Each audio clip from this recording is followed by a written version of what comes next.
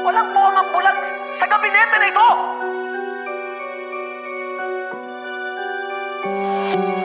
Paano ang aming mga negosyo?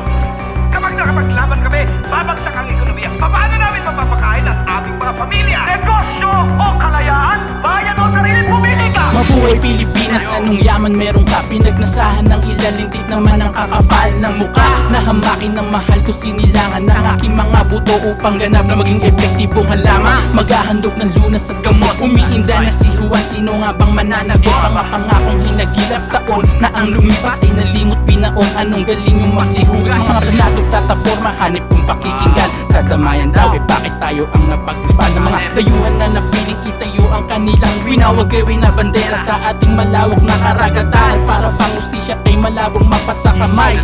Ilang taon pa bang hihintayin ako'y inipakitapit baka sakaling magising. Kaya hanggang dito na lang dinarasan na sana'y madinig. Laban sa mga overseas Filipino worker o OFW ng ilang kawani umano ng Bureau of Immigration at Bureau of Customs.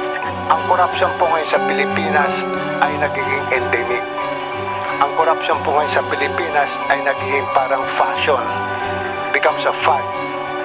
Because money becomes power. Tila naging teatro ng komedya ang looban ng politika nila. Pag dun sa mesa iba ang labo kung mabisa ba. Kung hindi doroboy kriminal sa daming kaso, piniling pinaupoy literal sa aking liderado. Kailangan matututo Pinas, gumising ka na. Pagbabagong mabubuo na sa kamay mo pa ka na. Sakit nyo na masyado yung gawing biro. Ang lahat naging anay na patikalat yung galing mapakagat. Pagbagsak ang tadhana ng bansang walang pagkakaisa, lalo't kung malaring respeto sa ating pagkakaiba.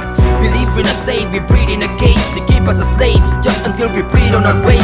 We the ones who played in this game, completely betrayed. We chasing the change until we pay who needs to be paid. Hindi to pagre-reklamo, ito'y paalala lamang na mas may boses pa tayo basta kung magkakasama lang.